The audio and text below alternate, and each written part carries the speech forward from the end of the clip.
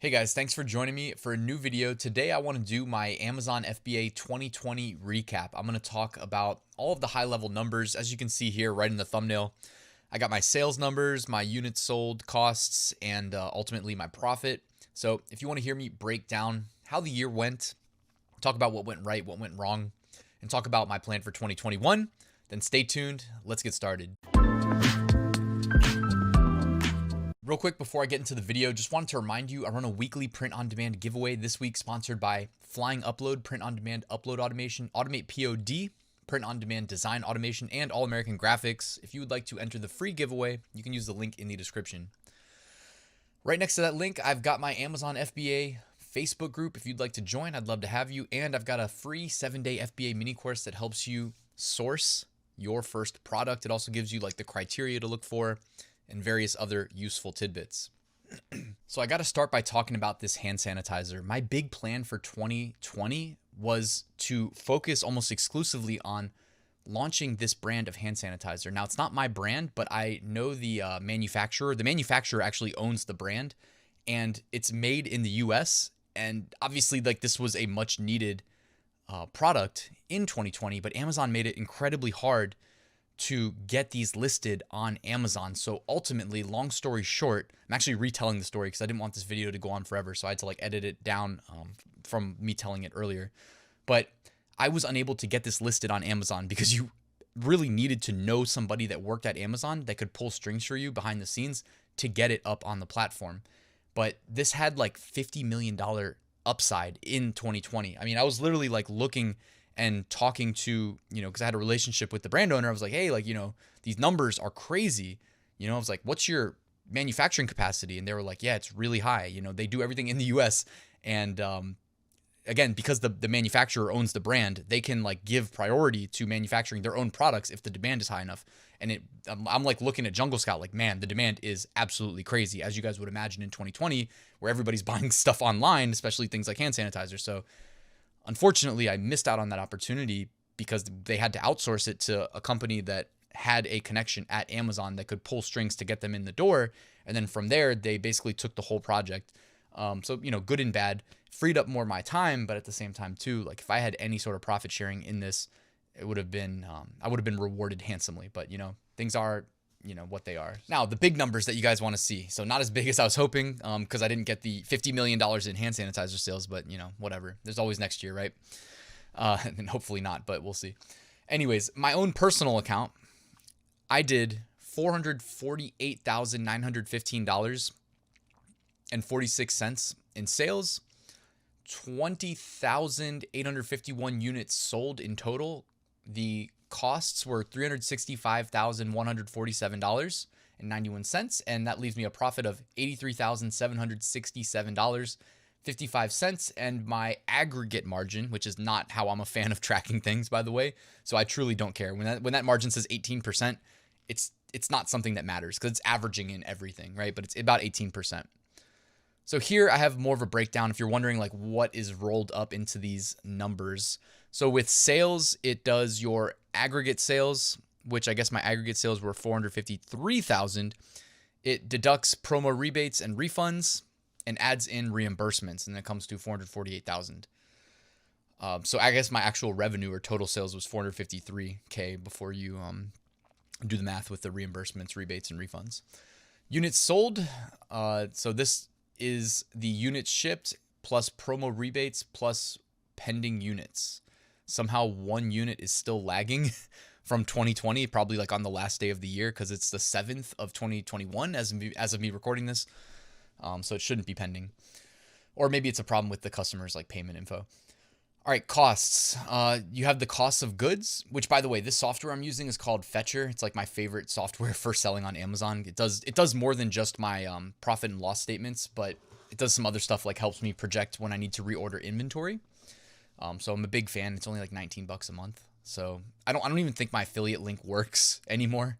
So it's just fetcher.com, FETCHER.com if you guys want to check it out.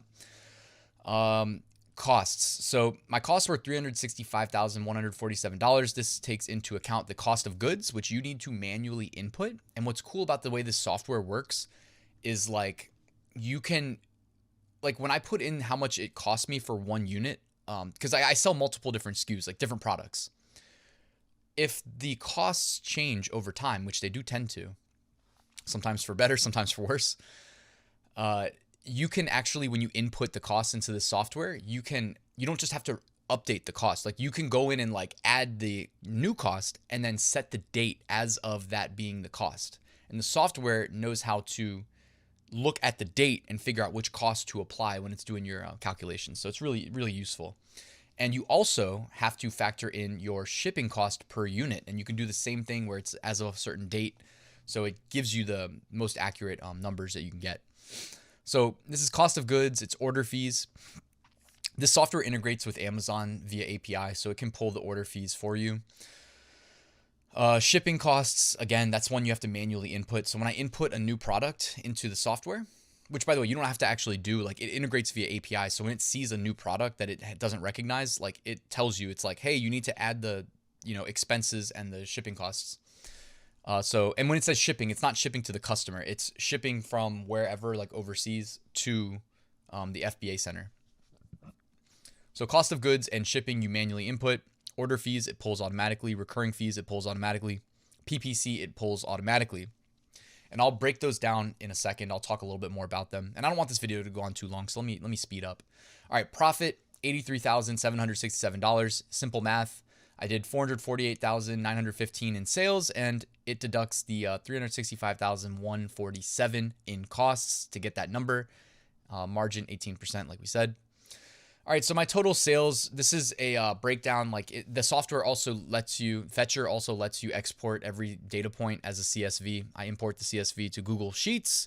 Google Sheets makes it easy to add these graphs. So here's a breakdown. I didn't show the product name, sorry.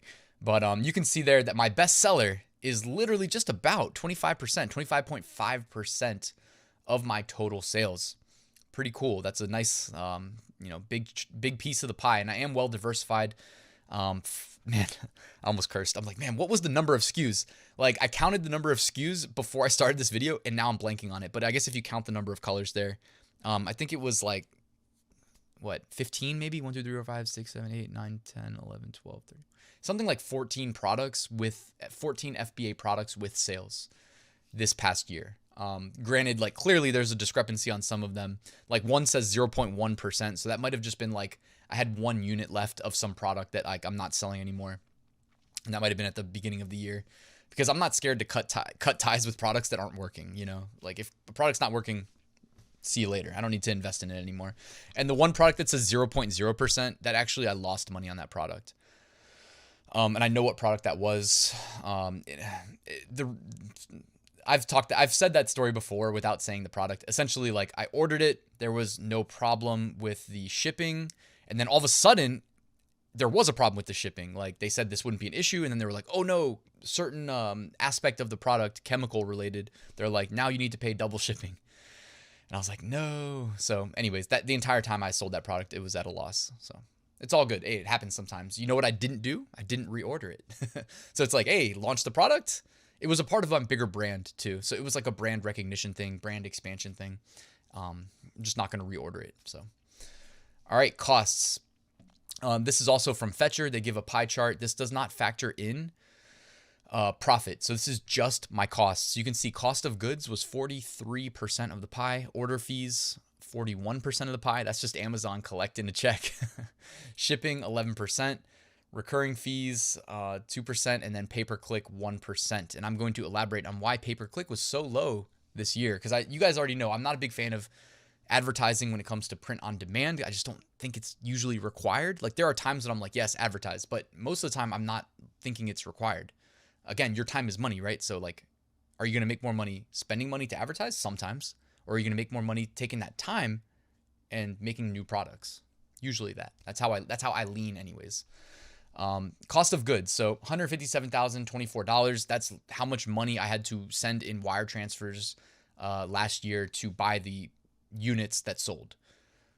So by the way, like if you've never sent a wire transfer, like you guys might know that I do have a full FBA course, and like I go very granular in detail. So I have a whole lecture dedicated, for instance, just to like your options of how to transfer funds internationally and like what to look for to be safe and all that crap. So just in case you're interested. Inbound shipping. So this is also, in addition to this, inbound shipping. So when you go in and you add your products to Fetcher, the software, you say this is how much it costs per unit, and this is how much it costs to ship that good from wherever it's manufactured to the US. And that can vary. It tends not to change too much, at least in my personal opinion, but like the rates will vary based on different criteria. For instance, the size of your order, the bigger you typically save more, even if it's just a little bit. But like I said, it updates that over time when you go in and you add it. And doing the math is pretty simple. It's like, what did you have to pay divided by the number of units in the shipment. So I paid $40,000, for $41,000 basically, $40,998 for that. Fees, $160,010. I lumped together like all the Amazon fees basically, and it just came to, there was like 2 or 3 of them that I lumped in. I talked about it earlier, what was rolled up into that. PPC, $7,125. And this is spending money to make money, which, you know, you shouldn't be afraid to do if it's a business. And also, like, the way PPC works on Amazon, you know, think about it like this. If you have a 30% profit margin in an item and you're spending 20% of the sale price on PPC, then you're still netting 10% on a sale you might not have made. And with Amazon, each sale you make signals to the algorithm that your product should rank better, or, you know, is relevant to whatever search query they typed before they clicked your listing and purchased. So that's a good thing. And, you know, again, it's also like affecting your bottom line in that you're making more sales. So PPC, I'm a big fan of. I mentioned this, again, I don't know how long you guys have been subscribed to the channel, but like if you're watching my content back during the cerveza sickness craziness in like March, or maybe it was April, it might've been April. But I was like, man, like the advertising requirements on Amazon shifted very quickly, like in that you could get visibility for much less than I was paying. So that may be Amazon like introducing additional ad slots into various locations. But also I think like a lot of people just disappeared from the platform. Like sellers disappeared, maybe temporarily, and then they came back for whatever reason. But like I killed a lot of my PPC campaigns, and then I would like gradually restart them. But then I was like changing my CPC, my cost per click bids, and just making them low. And I'm like, hey, like I'll start low and I'll rebuild them higher, because if I don't need to be paying a lot, why would I? Why would I volunteer to? You know, that's just driving the prices up in this niche. And, you know, I usually like to say, like, make a joke about Lord Jeff Bezos, like needing more money. However, today it's warranted because he's no longer the richest man. Well, I still believe that there are people richer, but either way, he's no longer the richest man on earth. Now Elon Musk has surpassed his wealth. So maybe the PPC prices are about to double because Jeff Bezos is going to be like running that Amazon vacuum cleaner of dollars. And, you know, Amazon's not that friendly to the sellers. That's no secret. And maybe they're going to find a way to squeeze us even more in 2021 so that he can retake the title from Elon. Let's see what happens. Also, as somebody who has made some money investing in Tesla this year, pretty well versed on what they've got going on, I wouldn't bank on Bezos overtaking Elon unless like Blue Origin goes public or something. Otherwise, I think Tesla, I'm not saying Tesla is more valuable than Amazon. It's not. You can look at the market caps, but I'm saying that like as a function of how many shares they each own, I'm projecting Elon to hold that title. All right, total expenses, $365,148. That's basically just lumping together all these other numbers I just sent you that weren't that were, I guess, paid out via the, you know, everything we covered basically. And the net profit, again, when you do the math, you take the total sales, you subtract the expenses, you get the net profit of $83,767. Pretty consistent with what I did year over year. Granted, I didn't launch any new products. My whole plan, the reason I spent so long talking about the hand sanitizer was that was my plan for 2020.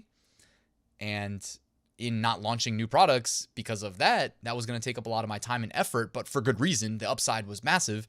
You know, it was a pretty steady year over year, nothing unexpected, pretty much in line with what I did last year. I mean, I can look over at my side monitor real quick and pull up what I did in 2019 for a comparison.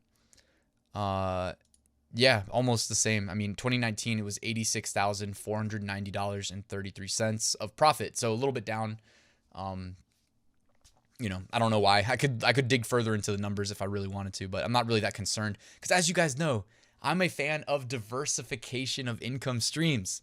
Like, could I scale my Amazon business much further? Probably. I'm the type of person that thinks if I can make $5 today, well, what's stopping me from making 10? If I can make 10, why not 20, 40, 80, etc.? I for sure probably could, but I'd much rather be diversified, guys, than focus all in on one thing. And maybe that's to my detriment. But anybody that's being honest about what it's like to sell on Amazon, where you don't own the full aspect of your business, it's your business and Amazon's business. And it's really Amazon's business and then kind of my business. That's why I don't think it's like completely logical to go all into Amazon, because it's truly Amazon's business before it's yours. So I'm cool with like where things are. This year I spent a lot of time on YouTube doing daily videos for like half the year and whatnot. Did I say this year? Last year, I guess, 2020. Doesn't feel like it was that long ago, but. All right, so in 2021, I'm definitely going to be launching at least a handful of new products. I like to stay fresh. I like to be participating in the excitement of the product research, product validation, product launch, interviewing suppliers, ordering samples, figuring out what's good, launching new products. I like being involved. I like doing that stuff. So I'm definitely going to be launching some new products this year. Will I stay away from the PPE hand sanitizer niches? Yes, I'm willing to definitely already say that much because I'm not trying to deal with Amazon's crazy restrictions. And I mean, warranted. Like, it made sense that they did what they did because people were getting away with murder price gouging. So I get it. And also selling fake stuff and then also selling stuff that they were shipping like 3 months later. It was a mess. So I get it's hard to police things at that massive scale, especially when their hand is forced and they have to act very quickly. But 2021, I'm going to be, back to the drawing board, doing what I do. Hopefully there's still some residual opportunity as a result from 2020 remaining for me to find some easy products to launch in 2021. But also I did want to mention that since I couldn't launch new products in 2021, I didn't just let my money lie dormant in a bank account, because typically launching new products is one way to increase my wealth, to put my money to work. So I bought some other assets, by the way. I bought assets that appreciate in value. It's worth mentioning that USD, US dollars, while you may log into your bank account and see the same amount of them, the US dollar is being devalued at a alarming rate. And I'm not saying it's going to continue forever. Like, I don't have a crystal ball, but you should purchase assets that appreciate in value. And if you think you're safely holding cash, I've got news for you. That's not how it works.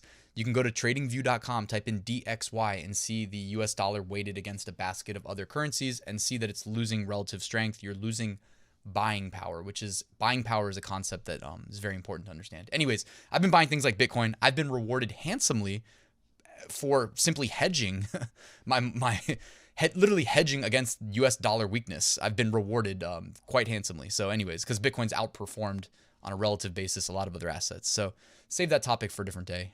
Just mentioning that though. All right, guys, thanks for watching till the end. This is a quick reminder. I do have a full Amazon FBA course. This is true. I spent over a year writing it, so it's very thorough.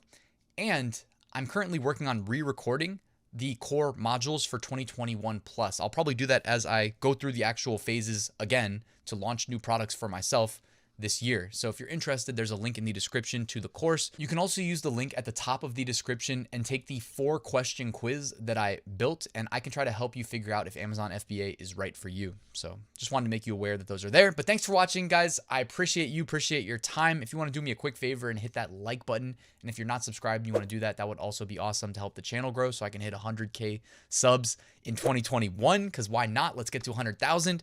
But thanks, guys. I'll see you tomorrow.